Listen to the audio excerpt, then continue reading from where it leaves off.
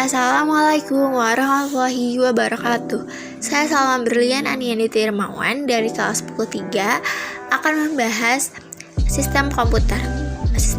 Materi sistem komputer ini ada di bab 4 buku informatika kelas 10 semester 1.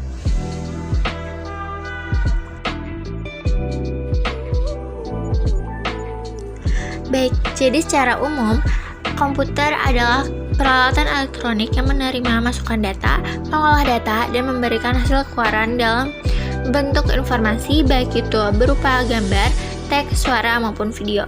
Secara sederhana, sebuah komputer menerima masukan dari peranti masukan, memproses masukan tersebut, dan menghasilkan output. Baik, selanjutnya ada bagian-bagian dari SK atau sistem komputer. Yang pertama ada perangkat keras, yang kedua ada perangkat lunak, dan yang terakhir ada pengguna.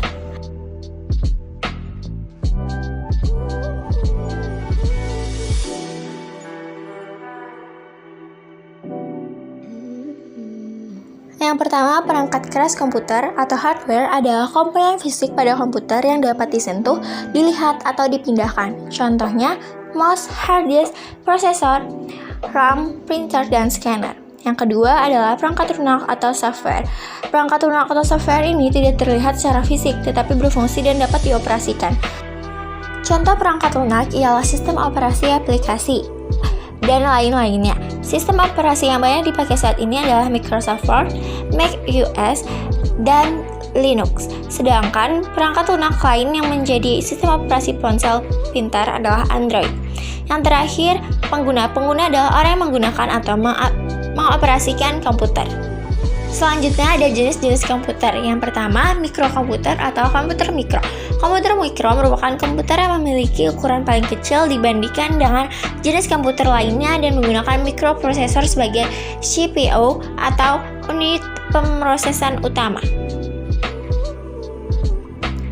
Lalu yang kedua ada komputer personal. Komputer personal atau PC memiliki ukuran yang lebih besar dari komputer mikro dan memiliki kemampuan penyimpanan dan pengolahan data yang lebih besar dibandingkan dengan komputer mikro dan dibuat untuk penggunaan personal. PC dapat berbentuk desktop PC. Yang ketiga, mini PC merupakan komputer peralihan dari komputer personal ke komputer mini yang dipakai di industri. Biasanya dipakai untuk industri kecil atau personal, untuk keperluan profesional atau industri kecil. Yang keempat, komputer mainframe. Komputer ini berukuran lebih besar dibandingkan dengan komputer dan biasa digunakan oleh perusahaan-usahaan besar. Yang kelima, mini komputer.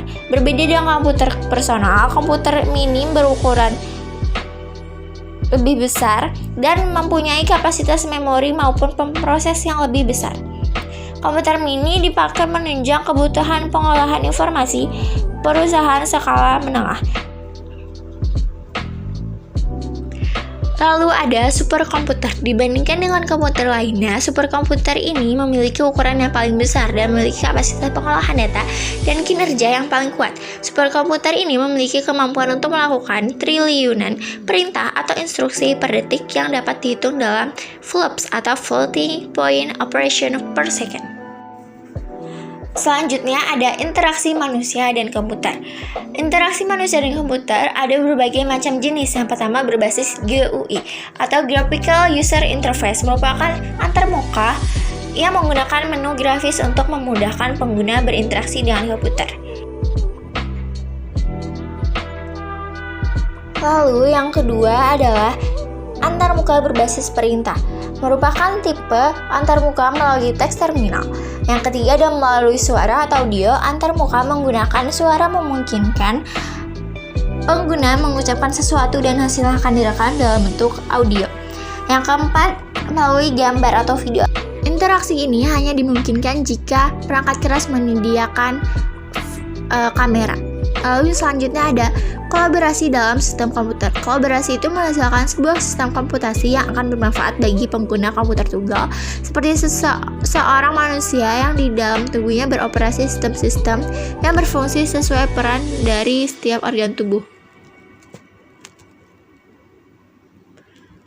Dalam sistem komputer terjadi interaksi dan kolaborasi. Ini dapat dijumpai dalam kehidupan sehari-hari seperti software yang digunakan di sebuah toko, warnet, kantor, rumah sakit, dan sebagainya. Seperti kita melakukan interaksi program aplikasi penggajian atau payroll di komputer atau laptop kantor yang datanya masih perlu diolah. Lalu yang terakhir ada sistem operasi. Sistem operasi adalah perangkat lunak sistem yang mengelola perangkat keras komputer sumber daya perangkat lunak dan menyediakan layanan umum untuk program komputer. Sistem operasi berfungsi untuk mengendalikan, mengontrol, atau memberikan koneksi antar perangkat keras komputer. Baik, terima kasih. Mohon maaf jika ada salah kata. Sekian dari saya. Wassalamualaikum warahmatullahi wabarakatuh.